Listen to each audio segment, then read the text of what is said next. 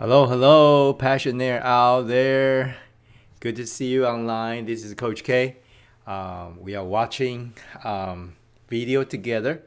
Meantime, I like to get your passion ready and maybe get a popcorn, food, drink, sit down. Let's watch this together. Tonight, I want to mention a word called vulnerability. Vulnerability. So under the passion language, many people define it differently. I love some other people who really bring this to people's attention, like out there on the TED Talk. I love it. I really watch their stuff. But under the passion or motivation science language, vulnerability means ability to be vulnerable. So first is ability. It's not just to be vulnerable, okay? And people sometimes switch that around, try to be vulnerable, ask your spouse, partner to be vulnerable, ask your leader to be vulnerable. Yes or no? Okay. So I think it's first is an ability, remember, ability to be vulnerable. So it's very crucial. I think vulnerability is where you can be authentic to who we are. That's a baseline. And that's me ability to be authentic. Okay. The second is ability to have compassion and empathy toward other people. Like you have to feel how other people feel. That takes some guts sometimes, right? And the final one is dare to be imperfect. Ability to be have the courage to say, I could be imperfect. So give you all that. I'm going to watch this couple, and the more I watch it, I really feel they could benefit from some of counseling for sure, especially the husband. But at the same time, I'm not a counselor. I'm a passion coach. I am a motivational scientist. So for me, is to use the motivation science to analyze it, not try to criticize. Different. I read some of their comment down on their video. Oh wow! And so I want you to take a step back, be unassuming, which is very crucial. We are not taking sides. We are not trying to criticize. We are not trying to engage our own passion, right? Maybe you are high vengeance, you are low acceptance, you are high power. Don't engage your passion yet. Just be unassuming. Let's watch. And so that really helps us to understand passion more. At the same time, hopefully that will help us to build a togetherness better. So I love to say, be fearless as you, yet end of the day, we need to live happily together. So let's watch together. So this husband and wife had a very vulnerable talk right now, supposedly. And that's how they start, right? I told you what I need from you, so can you pinpoint exactly, like specifically what you need from me? I mean, this is a conversation we've already. And you can see the wife start this, like, I think you can right away see this woman is like matter of fact. And I believe she is a mathematician or she deals with numbers. So she's right on the spot. She is self-aware. She's polite, but she's eager to spend time with her husband, right? Under this context, they don't know each other a lot, but is married at first sight. So yeah, she started the conversation, wonderfully straightforward, eye contact, and right amount of space and all of that, right? It's like, yeah, let's have a adults type of conversation. All right, so now this is a husband. Already had several times. I need you to be a little bit more vulnerable. I need you to How? Hold on. So can you see the man starting? I need you to be a little bit more vulnerable. I'm very confused what that means, but I want you to continue to watch with me and you look at his body language. He's looking down, no eye contact. He's putting hands around his face, looking at his phone, but he has a demand. I want you to be more vulnerable. That means please tone down your voice. I don't know what that means. Please be more feminine. I don't know. Please be more soft. I have no idea. So he used the word vulnerable many times. So I want you to watch. And the wife's name is Mika. Say, how? I love it. Mike, I'm tired of you keep saying the same stuff. Specific. Do you know what that means? Specific. I need you to communicate better. I need you to not have this disposition when we have this conversation all the time, or in general conversations all the time, because your response is anger. Doesn't really work for anybody. That's not vulnerable. And your idea of vulnerable has not worked, and it does not work. All right, so you can look at now, he start to become defensive, almost aggressive. So start from very passive gesture to a very strong, like, hey, I want you to be like this. This is what I expect. Anytime when we talk, please, and then very interesting. And then this is her response. Tell me you need me to be more vulnerable. I feel like I'm being vulnerable. That's not enough. So what is enough? More than what you're giving. Then what is that? Showing up is great. That's awesome. But that's not enough. So what do you need? Again, what do you need? Exactly. How should I be more vulnerable? All right. So you can see the conversation. You look at the body language. So you can see this man, husband Michael. He's trying, but you can see he's in and out of the cave. Can you see that he's hiding? He's showing. He's in the cave. He's out here. So no, this is a very typical. If you want to see, this is a one of the interesting phenomena when a person has difficulty to be close. It's a very typical gesture where this person, maybe due to the background and historical wounds, maybe emotional wounds in the past. I'll show some of his background later, but it shows like he's out there, he's in the cave, he's outside the cave. So this is contrast of this is usually typically it's a symbol of a person that's really has the capability, the desire to be close to somebody, but there's something holding him back tremendously. You see, there's an internal conflict like happening all the time.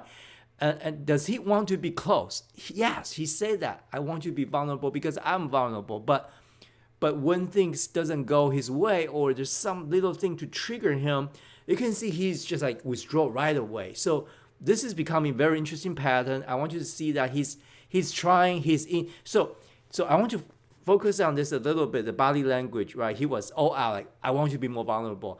This is what I really want from you. But then he's coming back to his cave right away when Mika tried to say something. I'm wasting my breath and give you a whole list of stuff, but I don't think it's gonna happen. I don't feel like it is, so. You're not a freaking fortune teller. Nah, I got 3 weeks of showing how you've been acting. That's what I'm going off of. Right, and guess what? I had the same for you, and guess what I've been able to do, even after all that, still be open to this and still tell you what I need from you and still show up for this marriage. You've shown me time and time again that you're a liar. So if you feel like you already have judgments about me and you know how I'm going to act after 3 weeks of knowing me, then that is what it is. Like, you're not giving me the chance to even show you. Okay. All right, so now the wife end up expressing her feeling, and you can see that man now back in the cave. Okay, he's back in. Okay, so it's this hide and seek type of thing. I will come back and use the motivation science to analyze it, but I want you to know this is a typical sign where that person is deeply. Actually, it's a very conflicting state of mind. It's you cannot use vulnerability to describe it. This is really, it's almost become a habitual pattern where it's very hard to get to this person, because you don't know whether he meant what he said, and then he withdraw the next moment.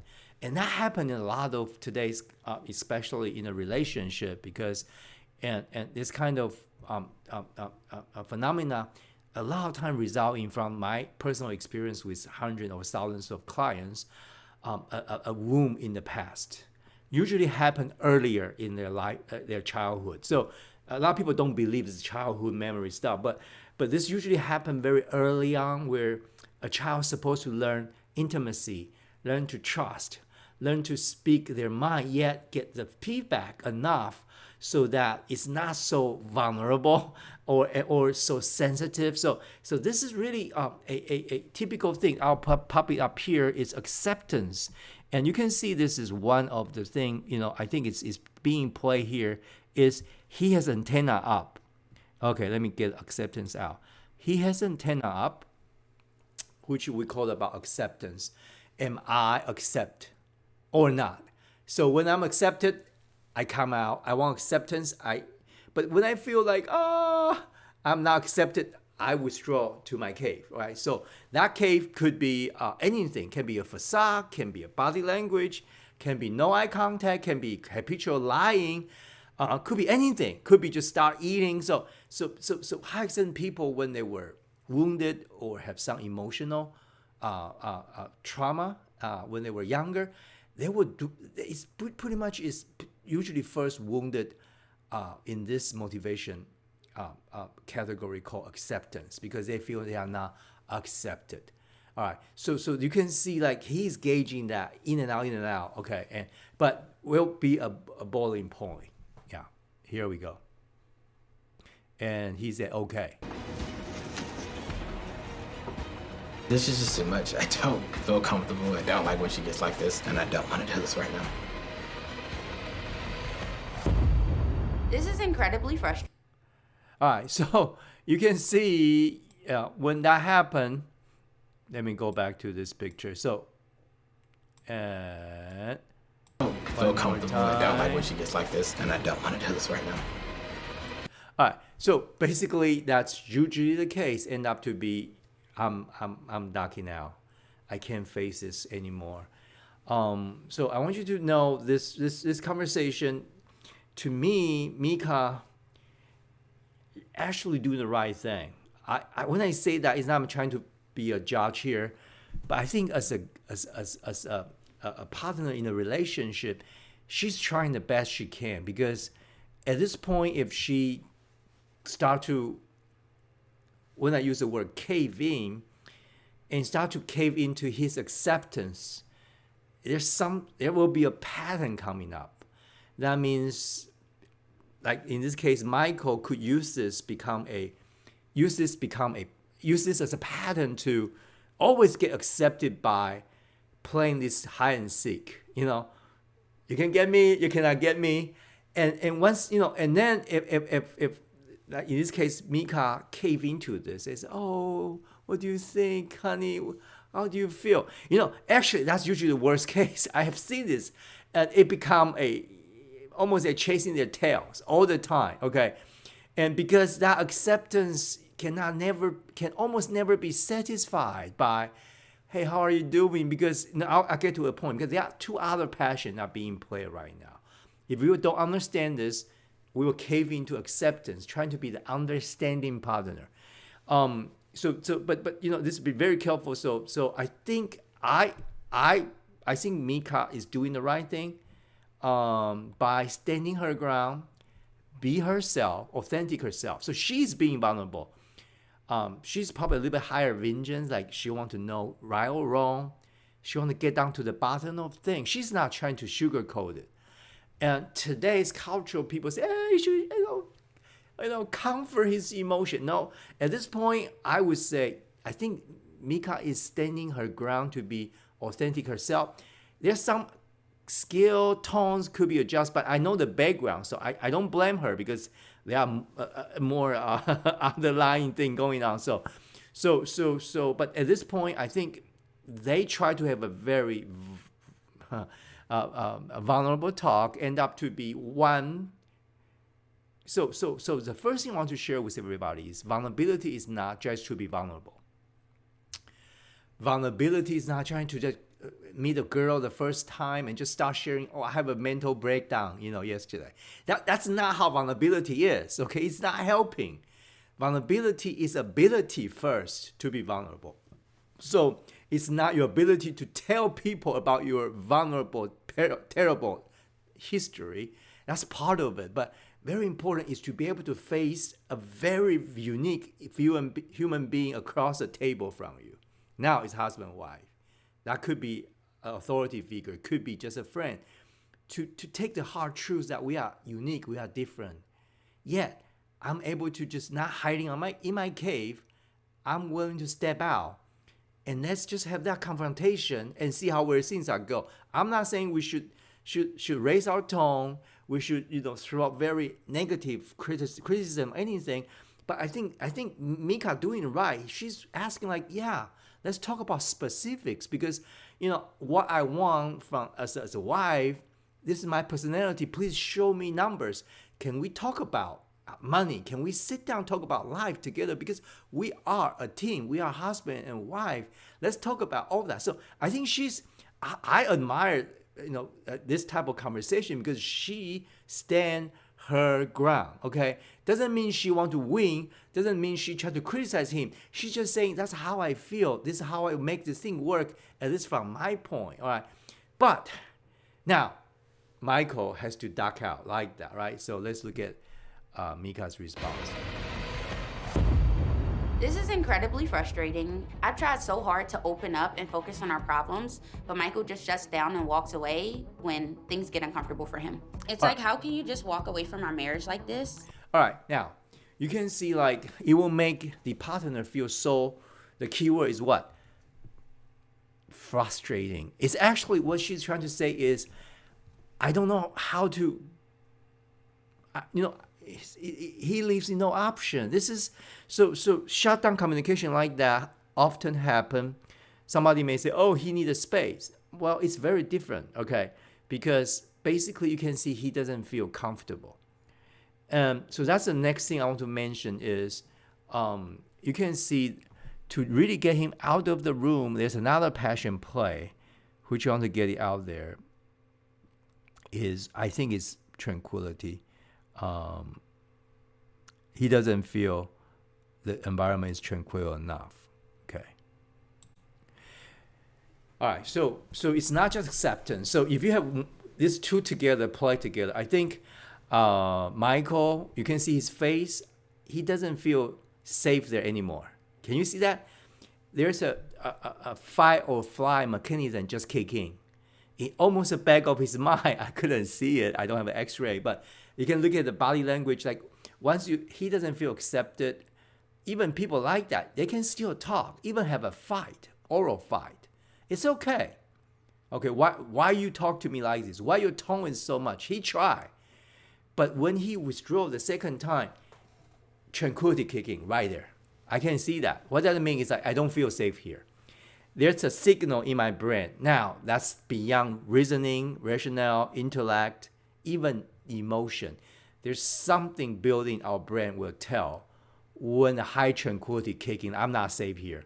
I have to duck out. So that's a very different of an intentional out of the space. Because if he really wanted space, he could have said, hey, Mika, I really feel your tone today. I feel angry as you are right now. I need a space.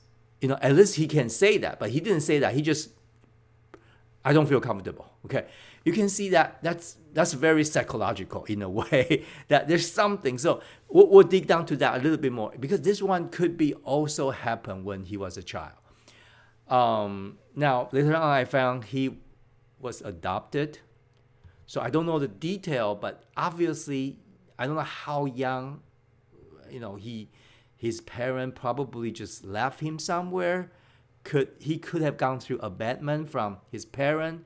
He may have gone through different foster family. I don't know his background. But you can see that he suddenly feel rejected. Acceptance just went through the roof. And he could feel tranquility means like fight or flight as a young baby, little boy, that moving from house to house, never really know, the real parents are. It just increased that tranquility now. Like he may travel to 5 different foster homes. I don't know. I just made out a number. That tranquility is high. You can see it's not acceptance, it's actually tranquility kicking. So I want you to know this is this very interesting conversation right here down this point. So do you have a person in your life that you can see this like up and down conversation, the energy level, the engagement, the one day he's or she's so funny and talking and reliable and trustworthy. Next day he's like eye looking down on the. So that sometimes it's just. I want you to see this is show a lot of that trauma that's probably not just last year or year ago, but most likely younger. That's when a young child need to feel accepted, feel at peace or a peaceful environment. So that's usually happen. All right. So I want to jump to the next video clip. So, and then we can come back. And coaches, if you have watched, you can, start ready to get some comments ready or question ready. So I want to get down to the point that what is a true definition of how to practice vulnerability, right? And it's not just talking, it's just open up all the wounds and hurt. It's more than that, okay? It has to take some couple points. I want you to know that. Now, so this is another occasion, is two couple talk. I think it comes down to this point, they have talk about money, all right?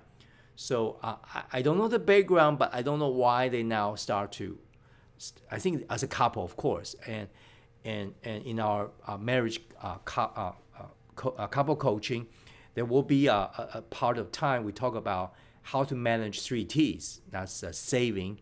The first T is treasure, about money. The second T is time, how to manage time. The number 3 is talent, how to manage each other's talent. So I think that's wonderful 3 T's that we'll talk about as a couple, as a team. That's very, very, very, very crucial. So if you cannot be vulnerable enough to talk about money or specific, that's not vulnerability, okay? You cannot just keep talking about emotion, feelings, hurts, and wounds without down to not the bottom, but get down to, so vulnerability have to check in each of the quadrants. Leadership quadrant, right? Belief and producing.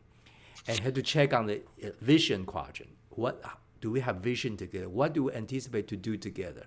It has to be in the people side, which we talk mostly, who really hurt you. What, and people love that, but also administrator side, which we have to talk about, which I would say on what to do and very practical stuff. Money, do you have credit card debt? So if you cannot have all those 4 quadrants talk about, it's not true vulnerability. It's only vulnerable, all right? So you must develop the ability to talk on each quadrant with the closest one. So intimacy has to build on that kind of let's cover all this thing that we're able to talk. We may not agree, but we're able to even fight. Even we could raise our tones, but at least we are talking. All right, so now they are moving to this specific quadrant, right? It's called money, all right? So let's see how they talk about money. Are you ready? All right, here we go. There you go. Talks about the salary right here. And then I guess when you kind of go into more detail. So the actual salary is this, and then you start breaking it down as far as taxes and everything. So if that makes sense. All right. So for a couple to really sit down to do this talk, it's common. It's more common than you think. When you are in love and dating, who cares, But when you really get married, become more serious, this one kick in right away. So it's very common, and it is really usually when people get married, it's the first challenge. How do we manage money together?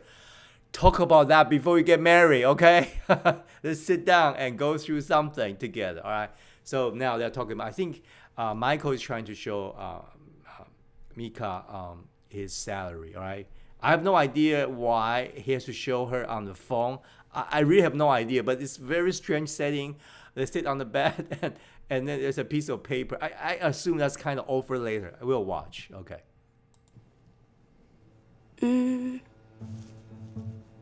Those numbers don't add up. Those are 2 different numbers. Salary is this. Take out all my taxes. But how they know what your tax is going to be? I mean, it was all kind of preliminary discussed when I had a discussion as far as what my options was for enrollment plans for health insurance and dental, flex plan, 401k. All right, he just lost me there. I have no idea what you talk about. Okay, and he basically, I think he tried to mention there's 2 numbers. One number is on the piece of paper. I think it's over later, and on the phone, I have no idea what that on the phone. But there are 2 numbers that don't match, and the wife, Mika, is a mathematician or a CPA or some accountant. So she's good at number. So she said the numbers don't match, okay?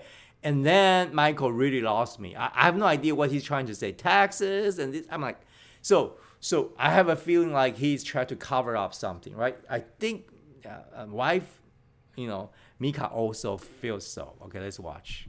But this is like a double-digit difference. This is not like a small difference. And it says gross. And gross means before anything is taken out. Plus, jobs can't predict if you're going to claim 1 versus 5 versus 8, which would all be different deductions. So I guess that's my confusion. This guy can't be serious. All right. So, all right, folks. In this very particular case, it's married at first sight. So they didn't have time to date and to try this out. But if you want to marry somebody, this yeah, it's too late to really sit together as a married couple and start to figure out, whoa, there's something wrong with this, because he's trying to pretend or try to give her a picture that don't match, right? So there's something going on. I'm not sure he's lying, and some of you may just quickly say, he's lying. I don't know, and she's trying to find out. So you can see, like, they have to go through this together. In a way, I want you to know this is almost like a passive aggressive. He's aggressively want to show her he's somebody. That's what I think the mentality is like. I need you to accept me, okay? And I need to really create a very tranquil space for us. So I'm a capable man. I don't know. Maybe that's why he tried to bump up his salary. That's why I think that the gain is here. All right, but they are married, and she's a CPA. She's the best with numbers, and she majored in math. I think she said that. Okay, just watch here. Okay. Yes. Like, it's very clear to me. He's not being honest about it. I've never really had an offer letter where it's like, they tell you what you're going to make after taxes are taken out. But the proof is in the pay stub that I don't have yet. So we can just really just kind of table it until that happens, and I think that's a better starting point. Because clearly this is not... No, I want you to explain why this number is different. I think I've explained it to the best of my ability based off what I know. Well, what do you make, though? Because this is a big difference.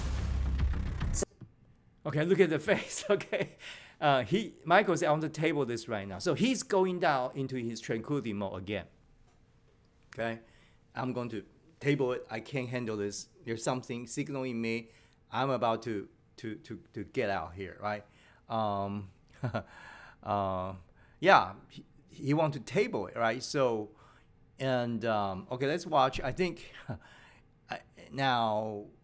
I'm still today. I still don't know whether he's lying or not, because I can't tell from just the conversation, right?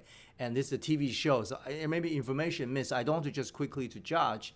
I think Michael is trying to hide something. That's for sure. Or he's trying to project an image that he wants to be accepted as, okay, as her husband, something. Okay, right there. All right.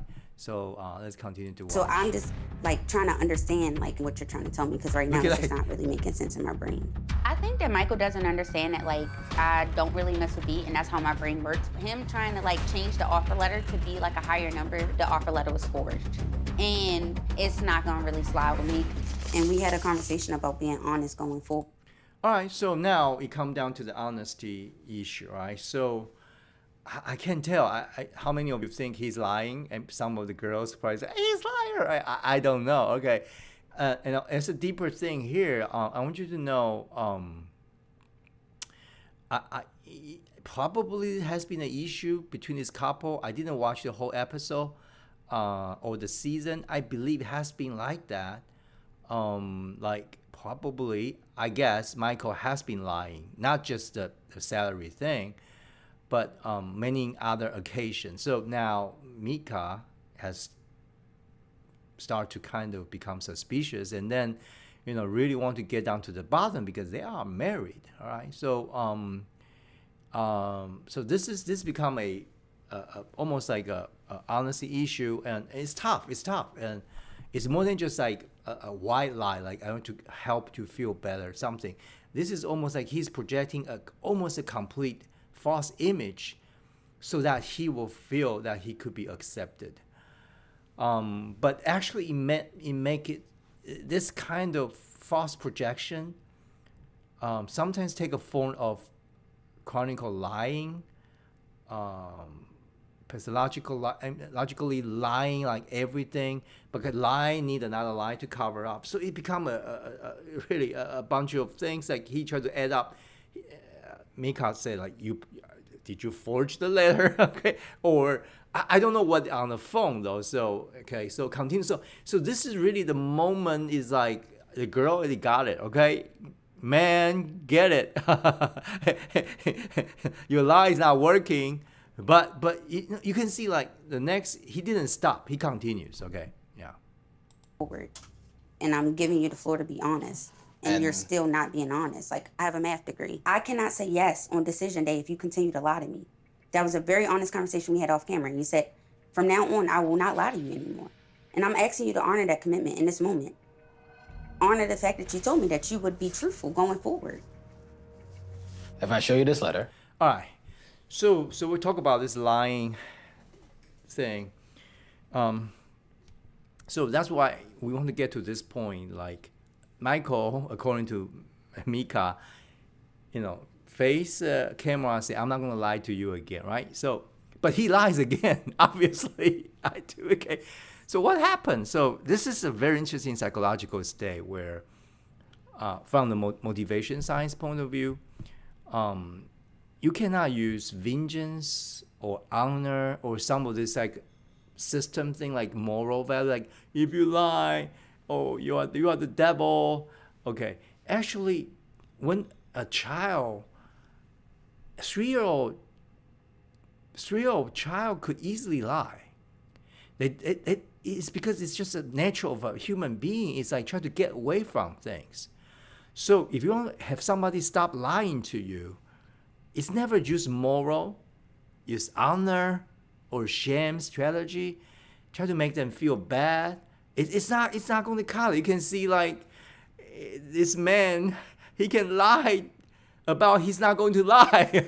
So you see that it's a compound thing. So there's something. So to really help a person or help especially a child to stop lying or learn not to lie, is actually coming to two things. Number one is acceptance. That child, when the child lie, that child need to be able to practice his or her vulnerability, to be able to feel the lie he or she tells would cause damage to other people, not just themselves, but it has to really switch their view to feel other people's point of view. Like when you lie, your lie start to create such a trust issue thing that hurting people who really want to accept and love you. Okay, so and the best way the parent can do is like, okay, just be vulnerable as a parent. Say, Michael's 3-year-old lie about like I put my I didn't watch TV. Mom, when you are out, I didn't watch a TV. Instead, Michael watched whole day TV, right? TV whole day, and then I didn't watch any. And mom, if coming and say, oh, you are a liar. I just caught you. You are not honest. All that doesn't go. It's not going to help. What can really, really help to get a child from not lying again? It has to see how the lie cause mistrust, break down the level of acceptance from other people. That's very crucial. So the mom could have said, hey, yes, Michael, I put my hand on the TV set. It's hot. I can cook pizza here. So I got you. All right. But Michael, why do you lie to me? Can you tell me why you lied to me? Okay. Do you feel like mom will be very upset? Or do you really, so what kind of TV you watch? And then the mom could continue to explain like, hey, Michael, if you lie to me, it's not going to really hurt me as your mom, but ultimately it will just hurt yourself because people will not going to trust you anymore. And when you watch TV, do you feel guilty? Yeah, mom, I don't know when I'm going to open the door. So see, so we have to really go back to like how that person feel accepted or not accepted, so that that person can develop some empathy toward themselves, self-aware, and to other people. So and a lot of people grow up in environment where when they were younger and get hurt by abandonment. Abandonment, that means like abandoned by parents, or just that's usually become, they will have a very sensitive soul. That means they want to be accepted so much they would do anything, including lying, to get what they want. And so when they reach that point, they sometimes turn into habitual liars. Okay, that means they will continue to give you what you want to hear, right? So I feel maybe Michael is falling because he's adopted. I don't know his background, so it's not for me to judge. But I feel, look at his face right now. He knows his lie get caught, but he doesn't stop there. He continues. Okay, you can see like So this is where I think within his mind he wants to be accepted. So he has to present his wife, I make this much money. But that lie actually makes the whole thing worse. You see that? Because it comes back to hurt himself more, because now nobody, even this wife he just married, couldn't even trust him anymore. So that one he should have and could have learned when he was a child, and that's where it's being taught. But I don't think he has been through that at all. I think he wants to get accepted, maybe a foster family. He want to get accepted by the newly adopted, new family, just adopt him. He has to pretend somebody he's not. He can pretend like he knows this. He can pretend he's so working so hard, but yet he's just fearful inside. So this, and then the tranquility thing is also is money right now. If he doesn't put enough money on the table, he feel maybe not rejected. On top of that, it's a tranquility. He couldn't provide a house with tranquil environment, then he's going to duck out of that. So you see this double play come to it's very, very difficult. So I want to look at the body language. His eyes comes down, look down on the floor. That's confirming employment. Then that's the end of this debate as far as what I'm doing in my job. See, now he's double down on this one, like end of the debate. See this kind of pattern. I know some of you may feel like, I want to kill this man. Hey, before you do that, I want you to know that what's motivational science-wise, what's playing right here is these two passions are almost like intertwined, and it's hard for him to get out. And his way to numb, his way to pretend, his way to perfect himself is to come up with continuous pattern of lying. Okay, so is the lying the problem? Yes, but lying is not the root of the problem. I think within Michael there must be I would say, look at this pattern. I kind of guess this probably 3 to 5 year old. Like when you put your hand in the cookie jar, you start to do little thing, get caught by your mom, and he didn't have a chance to learn under the normal circumstance how to handle this true passion, so he could be accepted even though being not perfect. He could be accepted that he doesn't have to pretend to be someone he's not. He could still be accepted even though he doesn't have to numb the situation, right? He's trying to numb the situation, like table it, walk out, or just continue lying, put the lie on top.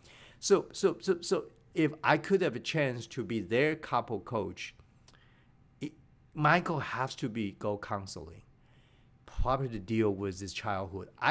From my observation and the way he lies to like the level of like, now the whole world caught his lie. You can see that? Can you see that? It's like, okay, this must be something going on. Like you are not presenting what need to be presented, right? So in the vulnerability type of situation, if you don't have a mechanism to be vulnerable or ability to be vulnerable, people choose to numb it. They can use alcohol, they can use gambling, they can use drug to numb it. That's the number one. Number two, when people have this kind of, I want to accept it, but I don't feel safe enough to be there with you, to have enough time with you to be accepted. The second thing they do is they pretend. They will pretend to be somebody they are not. They may come home every day, pretend to be a CPA, but yet that man already lost job for 6 months. Pretend. All right. And number 3 is perfect. They will try to perfect. So will be some kind of compulsive, behavior. Try to be like clean. Try to be just dress up. Try to be, and it can be just perfecting their whatever. Okay. And number 4, they can be really religiously forcing themselves to practice certain things. Okay. So those 4 symptoms sometimes kick in here. So I think Michael, the way he tells lies, I think this has happened. He probably has some emotional trauma, being rejected, being left alone with no sense of safety, and that put this little boy. I see a 3 to 5-year-old little boy inside him need to grow up. All right, and it's not Mika's job, folks. It's not Nika's job. You can't. Are you kidding me? So wives and husband out there, if you find your spouse have that kind of trauma early on in their childhood, it is not your job to be there, because this take a village to help. Okay, it can't. So Michael probably need counseling. There's no doubt about it. Okay, and to face that certain timing, certain time in his life where these 2 passions are totally, and then I think there's third thing that I'll put in here is called soft power. You can see this guy is trying, but and I'll show you soft power. Where is it? So I can't find it. Give me 1 minute.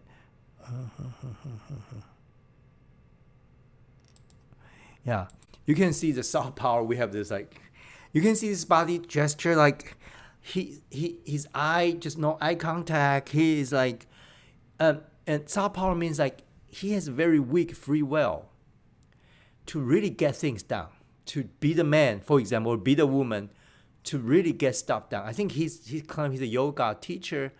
He will be promoted to be a principal. All that story. I don't know which one is right, which is wrong, which is true, but you can see he has a very weak willpower to really go through difficulties, and then he will use, I call it lie, or the so-called a numbing mechanism or pretending mechanism to get out of the situation.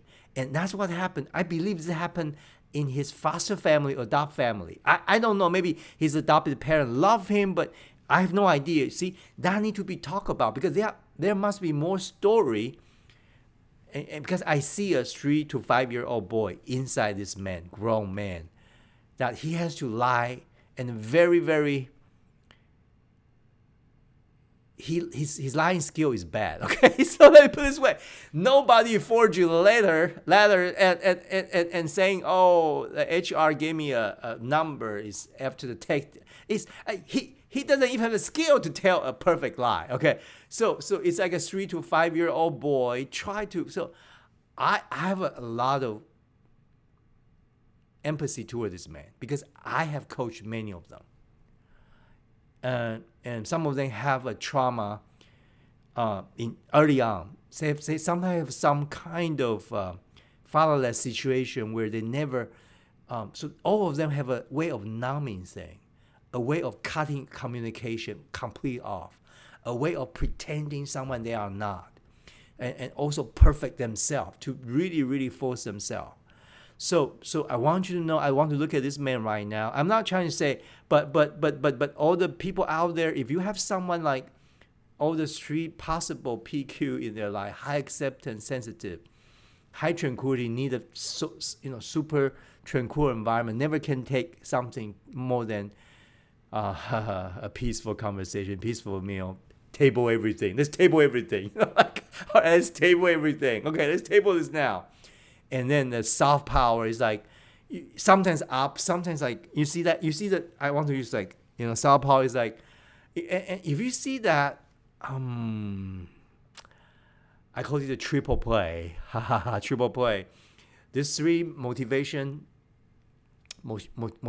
passion, if they kind of tangle like this, it really tough. It's that person need professional help. Yeah. So let's continue to watch a little bit, and then you guys can start asking and it questions. should end there. My opinions. That's it. That's all I got. It's just an offer letter with Look at the I down there. South language Park. that doesn't make sense for you from the mathematical standpoint. Can you write down like your salary before taxes or before anything, like your actual salary? All right. So she's giving him one more chance. Please write down. Let's be honest. I'll forgive you. Write down your number. They can take a look. Okay. So this, I think this is interesting. Look at the body language.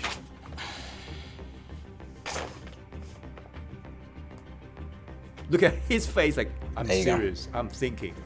I'm writing the number. Montre, I know we said we wouldn't walk away, but honestly, I am at my breaking point right now. I need to step away from this because I'm not going to sit here and have a conversation with him when all he's doing is lying. That is not the number. He's going to keep writing down false numbers. He's just going to keep getting lower. Why not just be honest? Do you see that he write the number even higher? so he's trying to pretend someone he's not.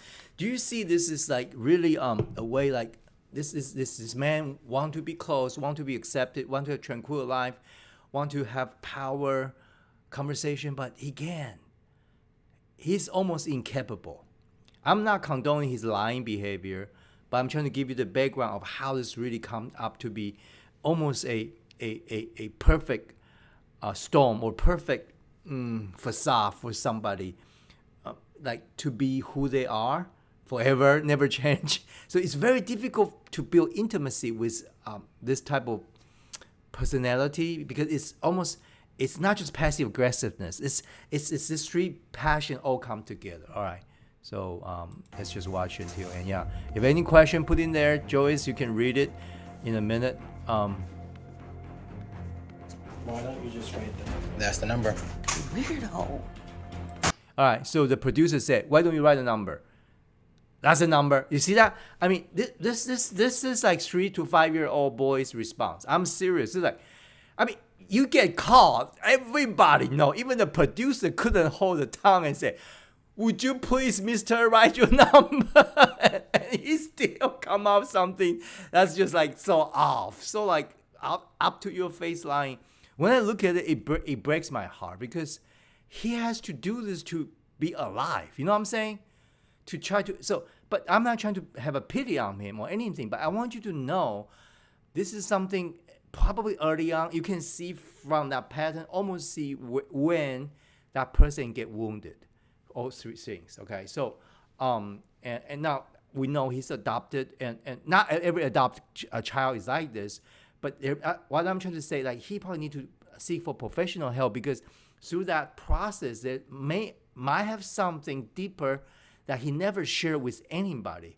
If he's able to come out of the shell, sort of, and first time in his life, like sit across a professional, say counselor, that he's going to just have his story straight, even just to recount the story, the feeling, it will be big help. I don't think he has ever done that.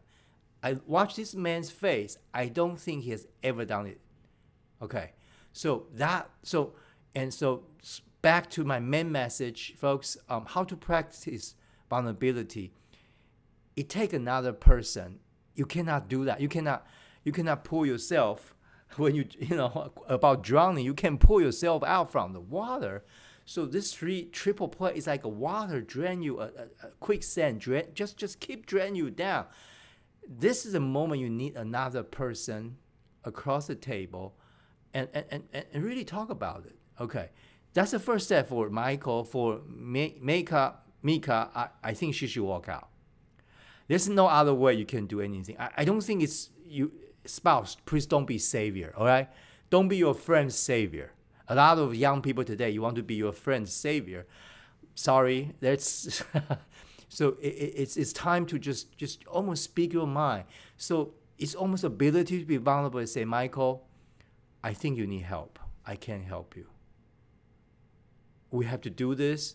Would you seek for professional help until you are able to come back and you feel you don't have to lie again and then we sit down and talk. You got to stand your ground. So I give this girl, Mika, really A plus. She stand her ground. I've seen so many people because they also cave into one of this. Maybe you have a high acceptance. You cave in high. Oh, let's talk about your feeling. Bad idea. Bad idea. Okay. Then that person will come back, will dwell in the tranquility talk. And some maybe your own, like Mika could have higher tranquility and just say, oh, I feel so, maybe, let's just table it because I cannot handle it. I want a tranquil environment. Let's be a peacemaker. Let's be a peacemaker. Okay. It's not going to cut it. Okay. Or Mika is soft power and say, yeah, okay, I'm going to support you. Let's don't talk about this at all. If you're so stressful, let's talk about it next time. Okay. So I want you to know vulnerability is ability first. Develop that. Unfortunately, Michael doesn't have time to develop that or environment. So I hope this is something he's aware of this. Out of this painful experiences, I think they are no longer remain married. Not surprised to me, but from my coaching experience, I've seen couple like this over and over and over again. And to a certain point, I have to come in and say, stop chasing each other's triple play. Stop. Get back to who you are as an individual. Stop building yourself up. And then at a certain point, you come together. You have to stop even thinking like we have a togetherness. You have to stop, decouple. I'm not saying divorce. Hear me out clearly. I'm saying spend the time so that both need to get help, different way, and start to building yourself up. And then find where you can find a passion, start talking about. All right, so questions. Joyce, help me out. Yeah, so many question type. I summarize and go ahead. Go ahead.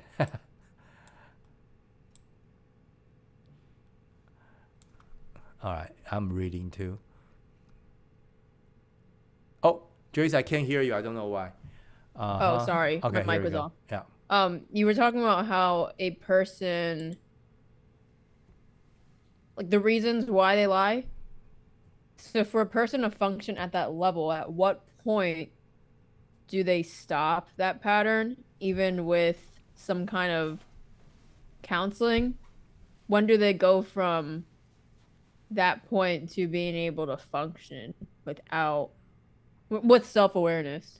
Yeah, it's the key word is self-awareness. It's like this kind of chronicle liar, we call them like that, or habitual lying, happen very often these days. Compound with a digital era where you can lie for a long time, pretend to be somebody you are not for a long time. So it's their only comfort zone or the facade or the protection. So it's very hard for them to get rid of this, this protection layer. So almost we're to a point that they have to be bring to a point where a point of that bubble need to be the bubble have to pop. Unfortunately, so that's why today it's very hard, because if we don't let that bubble pop, this could be lifelong. It's not going to change. It's because this is it's sometimes worse than drug. Okay, because this become, once you have this kind of facade protection layer, the bubble, it's comfortable within the bubble. Okay, and they will keep repeating this pattern.